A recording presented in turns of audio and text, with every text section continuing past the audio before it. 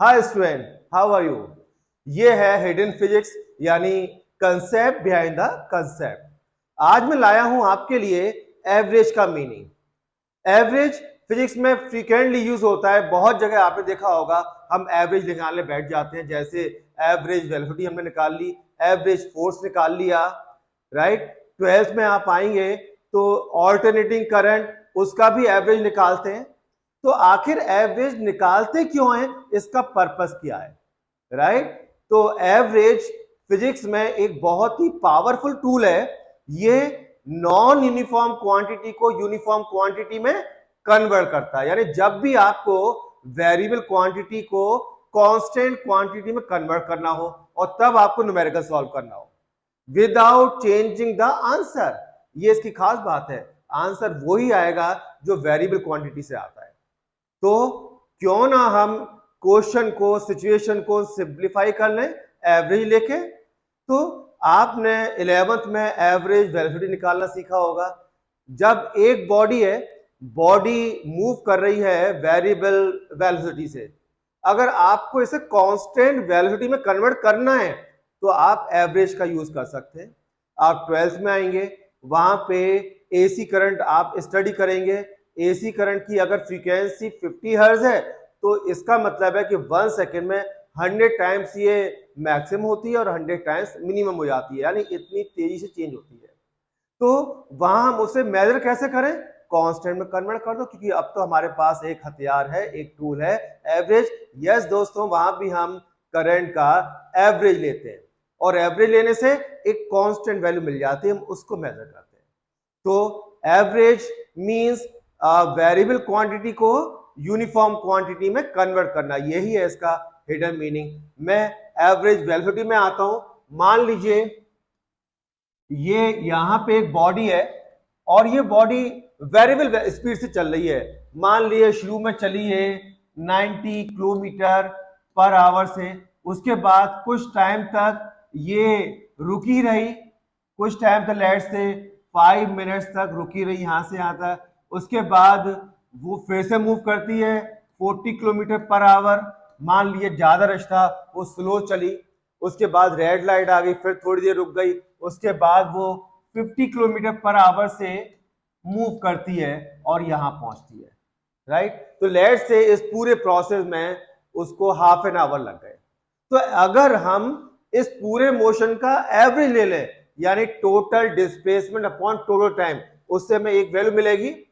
मान लीजिए ये मैंने रैंडम वैल्यू ली है, कैलकुलेट करके नहीं ली। मान लीजिए एवरेज है 30 किलोमीटर पर आवर। तो आप अब ये मान सकते हैं कि बॉडी यहां से स्टार्ट हुई और यहां तक चली 30 किलोमीटर पर आवर से। अब ये 30 किलोमीटर पर आवर यहां से यहां तक सेम रहे, ना तो वो रुकी कहीं पर, ना वो फास्ट हुई ना स्लो हुई। तो क्या हुई, ये कांस्टेंट यूनिफॉर्म मोशन हो गया। अभी भी आप देखेंगे टाइम कितना लेगी, हाफ एन आवर। यानी जो वेरिएबल मोशन था, इस बॉडी ने वेरिएबल स्पीड से ये पूरा पाथ कवर किया था, पूरा रास्ता कवर किया था, तब जाके इसने कितना टाइम लिया था, हाफ एन आवर लिया था। और अगर बॉडी 30 किलोमीटर पर आवर की कांस्टेंट स्पीड से मूव करे सेम पाथ पर, तो भी टाइम लगेगा हाफ एन आवर। ये है एवरेज का करिश्मा, राइट। और अब आप 30 किलोमीटर पर आवर स्पीड मानकर क्वेश्चन सॉल्व करेंगे, आंसर बिल्कुल करेक्ट आएगा, राइट।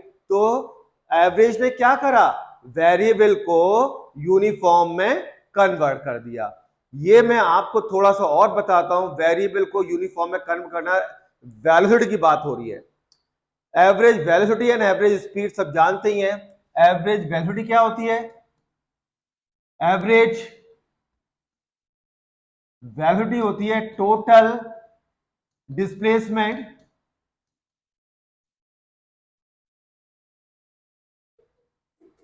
Upon total time.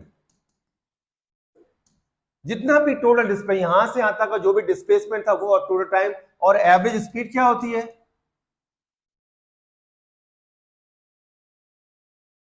ये total distance upon total time है, टोटल डिस्टेंस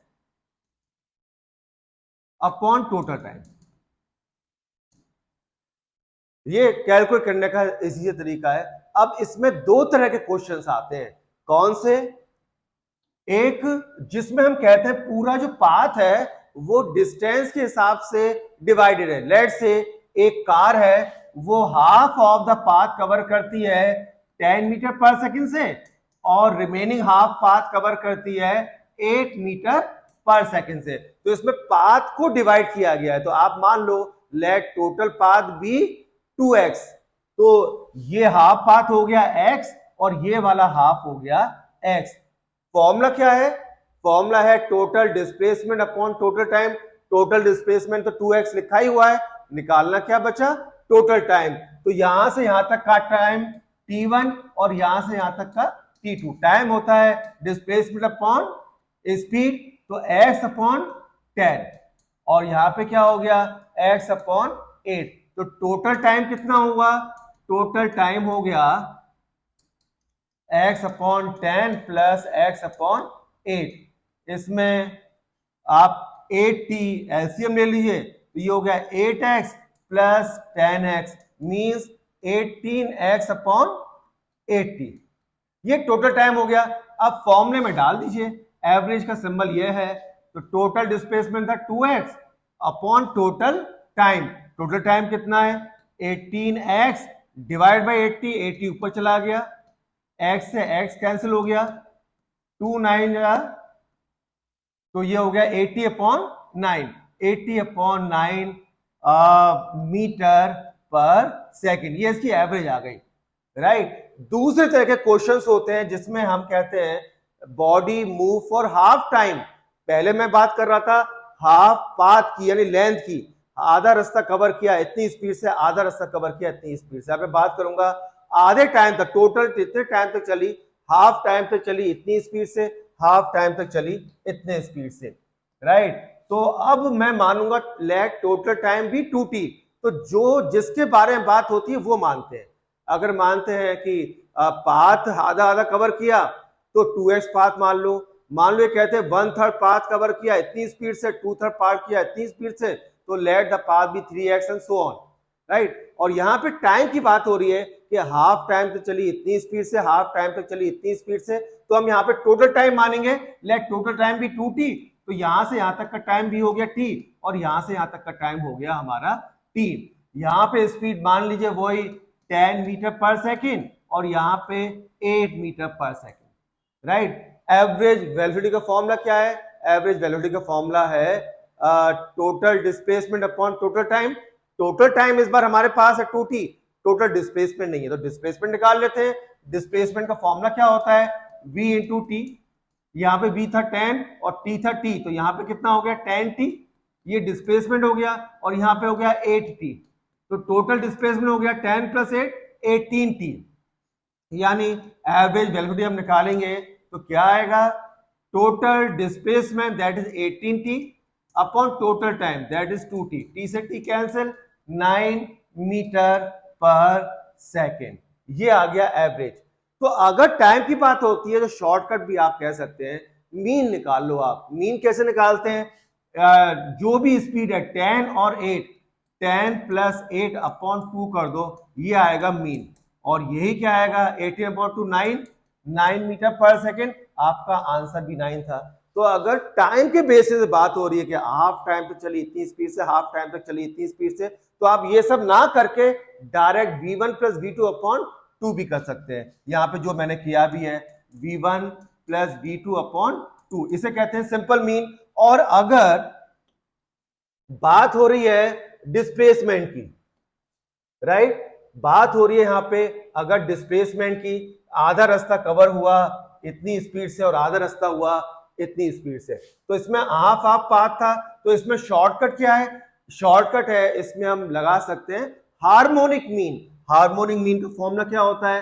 हार्मोनिक मीन का फॉर्मूला होता है 2v1 v2 upon v1 plus v2। आप वैल्यू डाल दिए, 2 इंटू v1 है 10 इंटू 8 अपॉन 10 प्लस 8, तो ये हो गया हमारा 220, 20 और 8 160 अपॉन 18। काट दिए जो कटता है 2 से, तो ये हो गया 80/9। आप देखिए 80/9 ही आंसर था, इस बार भी आंसर आया 18/9 मीटर पर सेकेंड। तो ये शॉर्टकट था। तो अगर आपसे बात होती है एवरेज स्पीड की, अगर पाथ की बेसिस पे बात हो रही है कि आधा रास्ता चली इतनी से आधा रास्ता चली इतनी, तो आपको लगाना है हार्मोनिक मीन। और अगर आपसे बात होती है टाइम के बेसिस पे कि आधे टाइम पे चली इतने और आधे टाइम पे चली, तो आपको निकालना है सिंपल मीन। ठीक है, सो दैट्स ऑल।